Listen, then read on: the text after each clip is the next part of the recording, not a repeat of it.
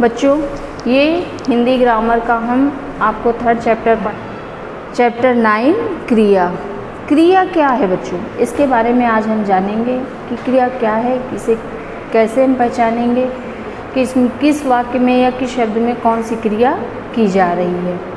तो सबसे पहले हम जानते हैं कि इसकी परिभाषा क्या होती है, क्रिया किसे कहते हैं, उसके विषय में हम जानेंगे।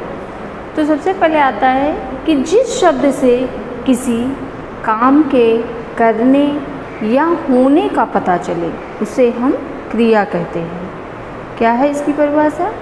इसकी परिभाषा है कि जिस शब्द से किसी काम के करने या होने का पता चले उसे हम क्रिया कहते हैं। अब जैसे मान लीजिए हमने आपसे कहा कि पक्षी आकाश में उड़ रहे हैं, यानी कि पक्षी आकाश में उड़ रहे हैं, तो इसमें क्रिया शब्द क्या होगा?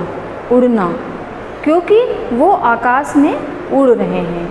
तो यही चीज़ है। अब इसमें क्रिया के कुछ शब्द होते हैं, जैसे हंसना है, रोना है, नाचना है, गाना है, खेलना है, आना है, जाना है। ये शब्द क्या है? ये सब क्रिया है।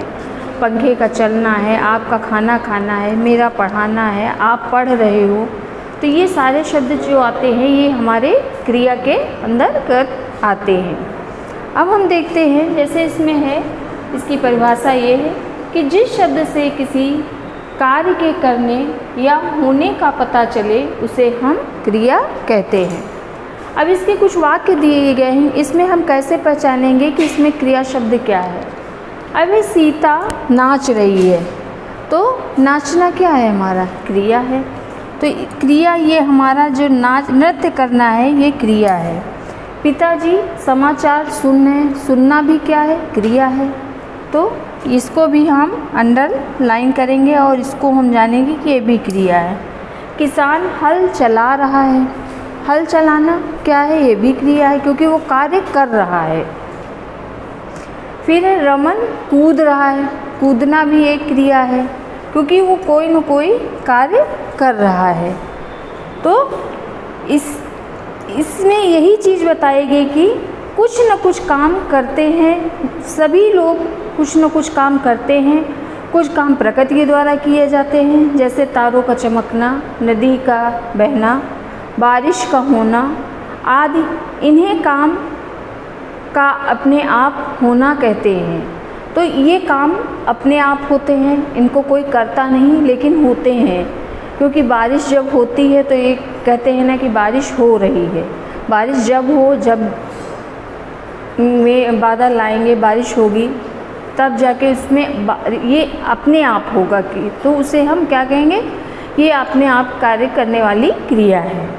तो यही इस चैप्टर में बताया गया है कि क्रिया क्या है। क्रिया के और से बहुत से उदाहरण हैं, जैसे नदी बह रही है, बहना क्या है? क्रिया है।